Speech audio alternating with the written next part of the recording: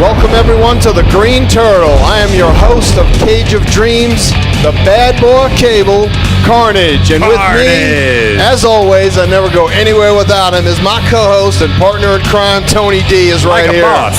You know it. We're here at the Green Turtle, Sterling, Virginia. We got a great crowd tonight, and we have with us a guy who was our very first guest ever. The world's most dangerous man. You know it, the Grandmaster himself. The Grandmaster of Martial Arts, Jeff Cook, is with us. He was our very first guest over a year and a half ago on Cage of Dreams. Very first guest, and we are glad that he is back as a special guest tonight. The last time I saw Jeff, it was lights out. Oh, yeah, I think I remember that. It was lights out. That's right. Yeah, he took you out, I think, in that very first episode, yeah. I woke up in Reston Hospital. Jeff, how you doing? It's good to see you again. I'm doing well, Tony. How are you doing? Pretty good. To be back. Good to see you again, Mark. Great to have you, man. Great Tony, to have you. Good to see you back. Yes, indeed. And like always, our show, we always have the top 5 that we do. It's kind of usually guest related, but not tonight, because we're just throwing it out the door tonight. And our top 5 is the top 5 Doritos flavors that did not make the cut. So these are the top 5 flavors. Right. You won't find them in 7-Eleven. No, you ain't going to find them anywhere. Nowhere. No. Okay. What you got, Carter? They're horrible. Okay, here we go. Number 5, roasted seaweed. Now, I don't know about you, but that's just not very tasty. No. I don't even know if the arugula clan would go in for that. Nope, that's not. All right, number 4, clam chowder. Clam chowder Doritos. Clam chowder Doritos. The clam chowder, coming from Rhode Island, somebody might like that. Yeah, apparently it didn't make the cut. Not enough New Englanders like that, You I can find guess. them in New Hampshire. Yeah, cow Hampshire. All right, number 3 on the list is butter. Butter-flavored Doritos. Butter on a stick, man. Can't you just take a Dorito and dip it in butter? Swipe it in some butter? Yeah. All right, now how appealing does that sound? I'm going to take my Doritos and rub them in butter and then eat them. Who comes up with this? I don't know who thought. I guess that's why they didn't make the cut. I guess not. But anyway, number 2, they're getting worse as we're going up, as you could tell. Number 2 is caramel pasta flavored Doritos. I've been looking for those. That's absolutely nasty. Sugar and carbohydrate don't mix. Not good. All right, and our number one Doritos flavor that did not make the cut, and once I say it, you'll know exactly why, and that's anchovies and garlic flavor. Anchovies and garlic Doritos. Oh my gosh. I wouldn't even have to hit the guy. He'd just fall over when I breathe on him. That's right. Yeah, just wave some of that in front of him. You wouldn't even need to hit him or anything. Wow, that was horrible. Anyway, that was our top 5. Top 5. And now we got our man Jeff here. Again, he was our very first guest on Cage of Dreams. We welcome him back, and we appreciate him coming on. We do appreciate you being our very first guest on the show. I appreciate it too, Mark. It was an honor to be the very first guest on the kickoff show, and it is great to be back. Now, if you don't know Jeff, everything on this man is a weapon. Exactly. He's killed people with his mustache. This man has more deadly moves than I don't know what. I can't even count on this. So many. But anyway, Jeff, it's been a while. It's been about a year and a half since we've seen you. And yes, then we are seen on Cox, Fios. That's Cox with an X. Cox Channel 10. Fios and Comcast. You can see us on all those channels. And if you can't see us on any of those channels, you can find us on YouTube. Just search Cage of Dreams, and you'll see us. So we have a YouTube channel. Yep. See all our shows.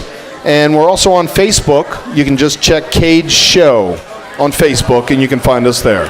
Cage Show. That's it. Now, Jeff, tell us what you've been doing, because it's been a year and a half. I know you've been busy, bro. It's been a year and a half, and I've been very busy. Man. I have been busy expanding out my areas that I teach in. I'm now teaching in McLean at Dream Yoga 4 times a week, where I teach Tai Chi for exercise.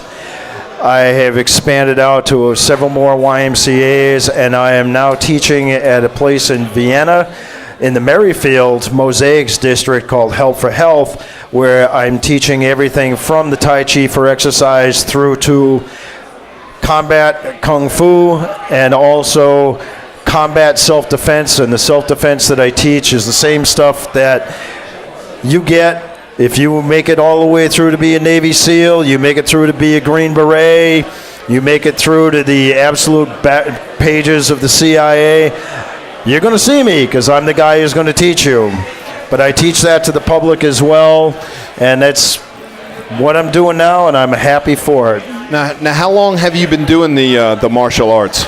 I've been a martial arts practitioner now 48 years this year in February, so it's actually been a little over 48 years. I started when I was 8. I studied actively with teachers until I was age 50, and my last teacher retired when I was 50, and I'm now 56, so it's 48 years worth of continuous study. That's pretty incredible, man. I know you've learned a lot, you've taught a lot, and where can anybody, if anybody's interested out there in learning some martial arts or some self-defense or anything like that, where can they find you at? Easiest place to find me is online. I'm at tttperformancemartialarts.com. So that's Triple T.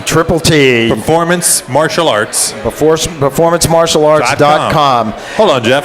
Yes. There it is on TV. The magic of TV. The magic of TV. Yes, right. indeed. Yes, indeed. Make sure you go check that out, and you can see Jeff on there and see everything about him. Hook up with him because he is one of the best guys we know as far as martial arts. I don't think there's anybody I'm one of the better. 10 highest ranking Kung Fu masters in the entire United States. Every one of my teachers was either the number 3 to the number 1 highest ranking person for their individual style in the world.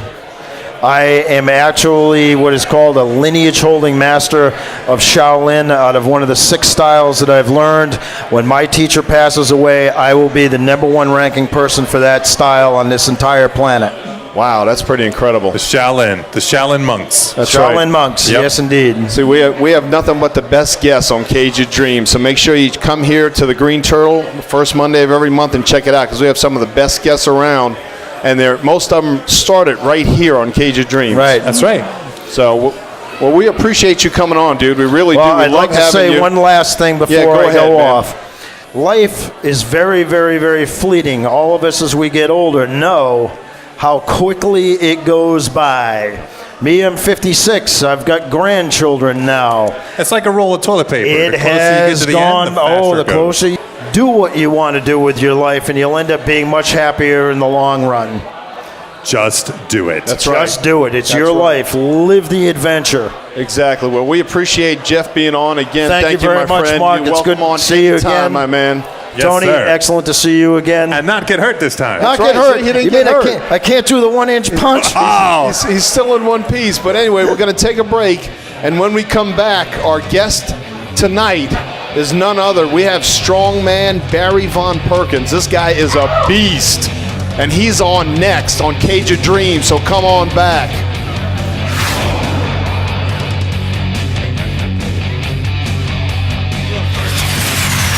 My name is Carl Redskin Ray, and we're watching the Cage of Dreams of the Carnage. Welcome back to the Cage of Dreams. I'm your host, Pro Wrestling's bad boy, Carnage. And with me always is my co-host, partner in crime, Tony D. yes, sir. That's right, like a boss, baby. And with us is our guest on the show, Strongman, local Strongman, and a beast in his own right. Barry Von Perkins is with us in the house. Big Barry.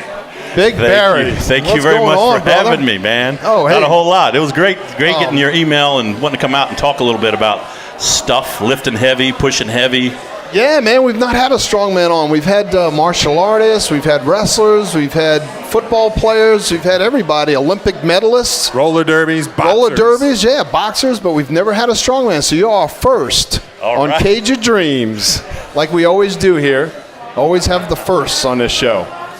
Now, I know, Barry, you're here locally in the area, and I know your gym is in the Tyson's Corner area. Why don't you tell a Yes. little bit about your gym and where it's at and stuff like that? Yeah, because of the sport that I do, you can't just go to a gym and lift Atlas stones, which is those big round concrete spheres you see on TV.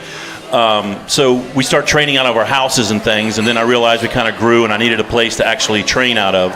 So I found a gym in Tyson's. It's a CrossFit gym, and he's very strength bias, old school guy. And so I share the space with him right over at Tyson's at Tyco Road next to the Silver Line Metro. And we have all the wonderful toys, and I've got a lot of people that have been coming in out of town because Nationals, the North American Strongman Society, their Nationals is coming up next weekend as well as in October. Right. So I'll be doing, so people come through traveling and stuff, and they're like, hey, Barry, can I come by and train? I'm like, come on down. You're right. You know, I mean, I've been through Sports Authority. They don't have like a tractor tire section. They don't have a beer keg section, right?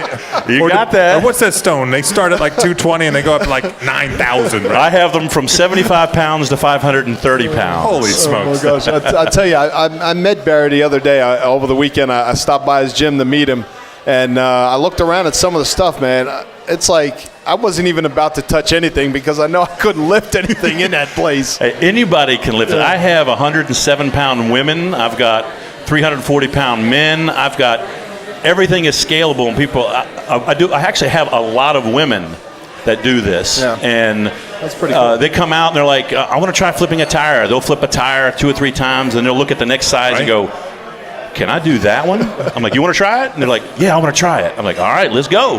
And they get such accomplishment out of picking that 380-pound tire up and flipping it over. Tire, man, that thing is probably almost as tall as I am. That's a big tire, man. That was the 1,000-pound tire. I could have probably slept in that thing. It was so big. Some of the kids made do it that. Home. Yeah. But you've been doing this since 2002. Yeah. Is that correct? That is correct. And one of the things I'd like to talk about is what do you think out there? Because I'm sure a lot of people. I know back in the '80s, strongman competitions were real big, and then for a while there, it kind of fell off. What do you think the reason is why it's back and as popular as it is? Well, I think it's always been back there. You can talk to anybody and say, you know, when you're flipping through the channel to ESPN late at night, you know that thing? Like, oh, yeah, I've seen that. You I've get seen on that. ESPN too. You see Magnus, right? Yeah, Maggie Ver. Yep. And so, you know, as a kid, I watched it. I watched all those guys, and I ended up being like a really good friends with Maggie Ver. Mm-hmm. So I think it kind of stayed stagnant through the 90s, and I think in the 2000s, and especially probably in the last 4 years since CrossFit has come around, CrossFit has started incorporating and dabbling with the strongman elements. Okay. And because of its popularity, it's made it more prevalent. Right. And that's added some popularity to it. And now that also that the fact that Americans are doing really well at Worlds, that's also bringing a lot more attention to it. And I think just through social media and today's society too, social media and media in itself has made it a lot more accessible for people to get to understand it. Yes. Well, that's pretty cool, man. Now, I know you have a lot of competitions where your place is, and so what would be your normal day before the competition, as to what you would do as far as working out or eating and getting prepared for like one of those competitions? Like the whole carb load, liquid load. Yeah. What is it that you do? Well, fortunately here lately, the last 7 or 8 months, I have a guy that tells me what to lift and what to eat. Okay. But in terms, first of all, this is something that I always tell, and I call them my kids, the guys that train with me, because they're like half my age anyway. I always say, they'll say, oh, we're going to go work out. I say, no. We don't work out. We train. Oh, okay. There's a difference between working out and training. Yeah. You can Working out, you do a bench press. Training, you go grab like a caboose. You drag it a quarter mile down the train track. When you train, you can't miss a training session. That's right. When you work out, you can always miss a day. Right. But like now, I'm going into Vegas. September 19th, I compete at the Olympia in Vegas. Oh, nice. And the week before, I'll probably do no training. Sunday will be my last heavy day. Okay. Going into Friday's competition. Oh, okay. And I'll get a massage. I'll do some stretching. I'll do some Get walks. into training. I like that so far. That's not bad. Yeah, massage and stretching. Get some carb load and throw it in there. It would be good. But the girl that works on me, it's exhausting. That was not very good. Yeah, that's it. But no, it hurts. It is a PG You're show, sore, man. You're sore when It's you're a done. deep tissue, right? There's nothing super- relaxing about it. No, She's she's only digging time you're elbows. happy is like when she stops. Exactly. I'm And then you're like, oh. Finally, I'm like, standing on his back and jumping on him and digging the elbows in. Elbow drops on him. But so that's pretty much what. In terms of eating, right now my guy has me eating basically no carbs. I'm eating tons of vegetables, eating tons of meat, and then probably Wednesday and Thursday, mostly Thursday evening, he'll go like, all right, 7 o'clock, 8 o'clock at night, I want you to eat like 2 pizzas, a half gallon of milk, and a dozen donuts. Oh my gosh. And then it's just all that sugar and carbs will Right. load me up, because these competitions last 5-6 hours. Oh, okay. And it's Right. like it's 5 events, Right. and you've got 80 competitors that have to go through. So you'll do one event, 90 seconds, you'll sit down for an hour. Oh. And then you got to prepare yourself for the next event. Oh. And then you get So to you learn need something to hold you over that long. Yeah, so and you don't want to eat too much and get sick. But You don't. But you need that sugar rush too to get going. You burn the sugar in the first. yeah, the sugar is Yeah. what we burn mostly, because we're in that 90-second range. Yep. Of 60 to 90 seconds is when we do our work. Exactly. That's pretty cool. Now, Carnage, I know this. Yeah, he does. He knows. I've also noticed that for the past 10 minutes, you've had your chest puffed out for some odd reason. I've never seen that on any of the shows we've done I can't before. wait till we What's go to up with break so that? I can exhale. Are you going to be able to exhale? Yeah. Would you please exhale? See, this is natural over here, okay? These are natural. What are you saying? Now, let me ask you, when you have guys that come out for like the first time, do you like maybe give them something? What would be like a tryout for some of these guys come out there? Do you try to dog them a little bit, or nah. just try to You know what, 'cause see what they've got, or what? How does that work? Especially if they're very, very new to it. We are so encouraging. We got guys, we got pros, we got guys that compete all over the world that come and train. And we never, ever judge anyone, because everyone started somewhere. Okay. The first thing I always have someone do when they come in is flip a tire, because it's a good warm-up. It gives them a little something to do, and it gives them accomplishment. Okay. And once they get that accomplished, then they'll look around and say, I want to try that. I said, all right, well, let's go try that. And because everything is scalable, we're able to load or unload weights on it, so we can make everybody, whatever your strength level, your athletic background, make it accessible so that they can do that. Oh. And like I say, I've had moms come out 6 months after having a baby, never lifted in their life, and then 6 months later competing. Wow, Nice. that's And pretty it's- incredible. That's good. And it's a different kind of exercise, and a lot of people like it. They love the fact that they pick that tire up and they push it over and it hits the ground, and they're like, yeah. I'm going to have to come out there one time. We might have to You videotape should. a little session Yeah, of me you trying to should, do man. some of these things. I think that might be kind of cool.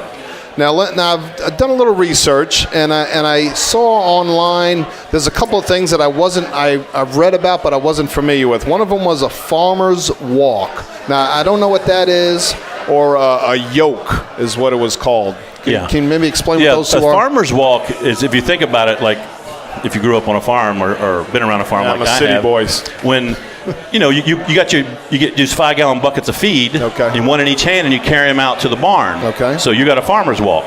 Oh, okay, I got you. Okay. Whereas our farmer's walks is 330 to 350 pounds each hand. So we're walking with 700 pounds. I don't know of any buckets of feed that weigh 700 300 pounds. 350 each hand. Wow. So that's a crazy. farmer's walk. That's where Okay. that came from. All right. The yoke is sort of like an H-looking implement with a crossbar, and you stand underneath of it, and you stand up with it across your back. And I walk with it, but the kids run with it, 800 and 900 pounds. Wow. And that's the yoke. And usually it's a distance. Same with farmers. It's Okay. a distance for time. So let's say 80 feet, pick it up, run 80 feet, quickest time wins. Okay. All right. Wow. That's pretty good. Now, I also read there was this guy. He's 92. He's called Mighty Adam. And he actually pulled a car with his teeth at 92 years old. Have you ever done that, pulled a car with your teeth? No, but it's funny because everybody's like going, you do that strongman stuff where you pull like planes with your teeth and you chop wood, right? And you do that Iron Man stuff. I'm like, well, that's swim, bike, run. That's lumberjack competitions, and that's Guinness Book of World Record. I don't do any of those. Right? But they're still calling you on Saturday to help them move the piano. Yeah.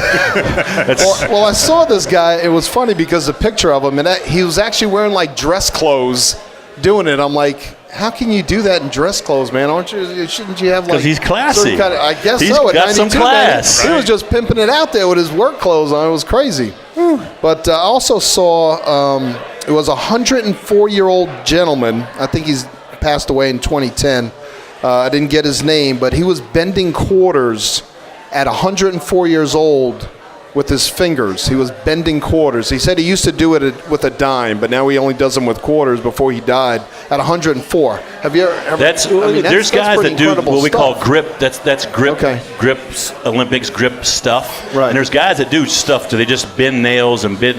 But that has always been impressive to me. Watching people do grip stuff like that. And there's guys that'll take a quarter and they'll go like this and they'll bend it and then they'll fold it right in half.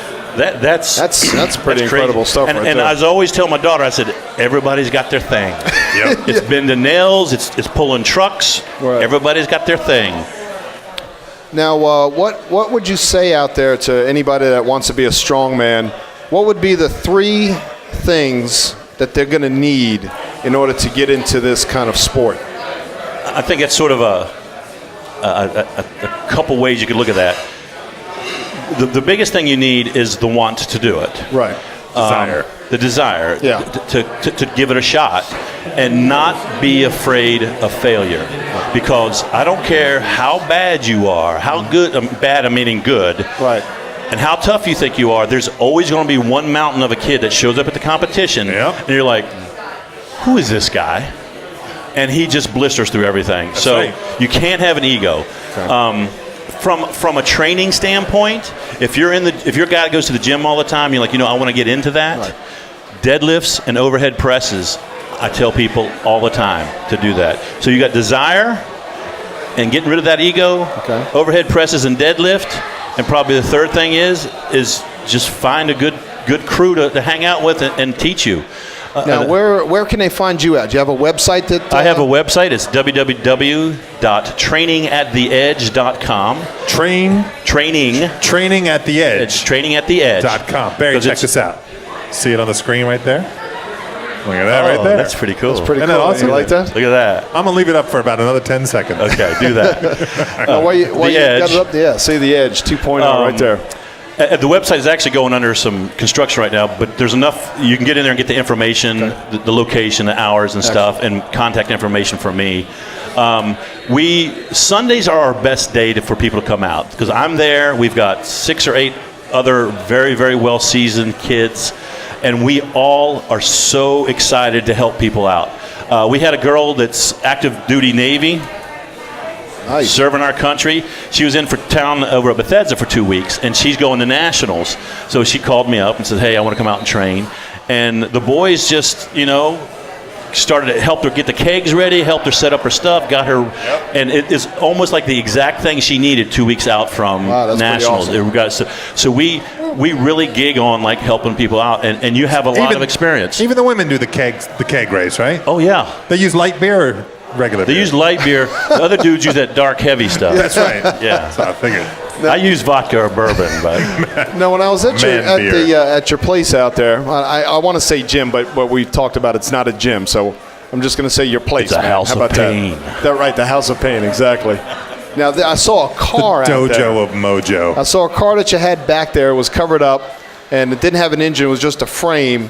Now a lot of people think, oh well, that's not that hard to do. It's got no engine, no wheels, or nothing like that. But kind of explain a little bit about how that goes. If some of you have ever seen the World's Strongest Man, they did have like what they call a car yoke, where they got inside it with straps, and they stood up with it, and they walked with it. You were the wheels and the engine. Yeah, you were the Fred Flintstone. Oh, okay. I got you. And so we put on my competition in May, and every competition I do, I always have some special event. So I really get guys interested in it. Right. This was the car walk. It's a cabriolet, a 95 cabriolet. It's stripped all the way down. It has wheels and axle and nothing else. I would say it's probably 6 or 650, which is relatively light comparatively. But because of the way it hangs on you, the way it torques, guys were doing the Tokyo drift while they were walking with it, or I should say running with it. And where's the center of gravity on a cabriolet, right? And the thing is, you have to figure that out because you get in too far, the wheels hit. You get too far forward, the back hits. So guys are getting in there trying to figure it out, and then the thing starts doing this, and they're like running with it, and it starts coming back. The funny thing is we had the yoke, like I told you before. We had one lane yoke, and we had the car going down the middle. So you'd have this car coming this way, and these yokes going this way, and somebody's going to get hurt. I said, look, there's bars on the yoke. It won't hurt anybody if the car hits them. Right? Get out of the way, you yoker. I don't know. Wow, that's pretty incredible stuff, man. I got to come out to one of the competitions and see that, because it just sounds exciting. And anybody out there that's watching this show, you need to contact this man. If you've never seen any of this kind of stuff, check him out, because it's a must-see. Now, let me ask you, what would you say has been your toughest challenge yet doing this strongman stuff? I would probably say the last 2 to 3 years have been tough, and I think I crossed over one of those thresholds as we do as we get older. In 2012, I tore a bicep. And in a strongman, we always say it's not if you tear a bicep, it's when. It's a very, very common injury. And that was freaky, because I'm like going, when you're doing your curls in the squat rack. And the only curls he does is these green turtle mugs right here. But I think that, and I tore my tricep in 2010, I tore my bicep in 2012, and then, my body, I just didn't take care of my body. And that's why I decided to have a dude tell me what to do. I'm a man. Right. You give me my list, I'll check it off.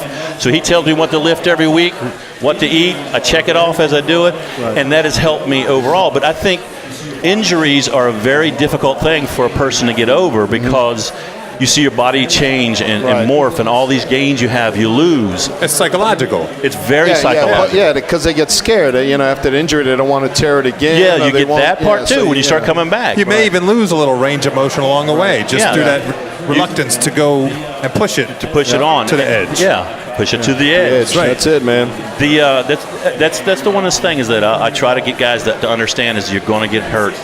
And you're young. You're 24 years old. Yeah. In 6 months, you're going to be competing. Yeah. Relax. Yeah, they heal quick nowadays. They do heal a lot quicker than us guys. A lot quicker. But I got a couple more questions for you. We're getting close to time. Time is just flying by tonight, and I can't believe that Tony's still holding his chest out that long. It's been at least 15 minutes. I'm turning That's blue. Incredible. I know. But what would you say is your motto for the strongman? Does your place there have a motto at the edge that you tell all your people? Tell them what our motto is. No, it's not puff your chest out. But it's funny because the kids are always quoting me, because I'll say stuff, like, if you're strong, you're strong. Don't worry about what it looks like or how high the handles are or how wide. But the biggest thing I always say is just don't worry about the weight. Just do what you can. Pull it, push it, flip it, whatever. And don't look at the weight. And this is the thing I say to a lot of women, because they're always worried about their weight. And I said, the only weight you need to be worried about putting on is the weight you put on that bar.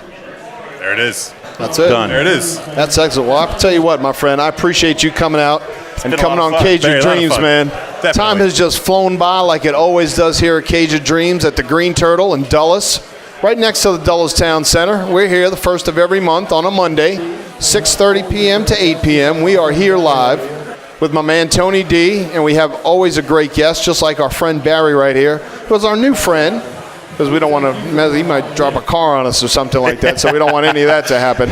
But we thank you for coming on, and anybody out there, make sure you check out The Edge. The Edge 2.0. Because it's a happening place, so make sure you check them out. And that's it, man. It's almost the end of the show, and I want to thank everyone for coming on. I want to thank our friend Jeff Cook, the very first guest ever on Cage of Dreams. I'm actually going to be hooking up with him. He's going to help me out. Excellent. He's a great guy. I know you two are going to get together and get some good stuff going on. He's going to help me with my flexibility. Excellent. He's the man. He is. But we thank everyone for coming out. We thank everyone here at the Green Turtle. And like I always say, don't just live your life, live your dream. Peace out. Cage of Dreams. Thank you.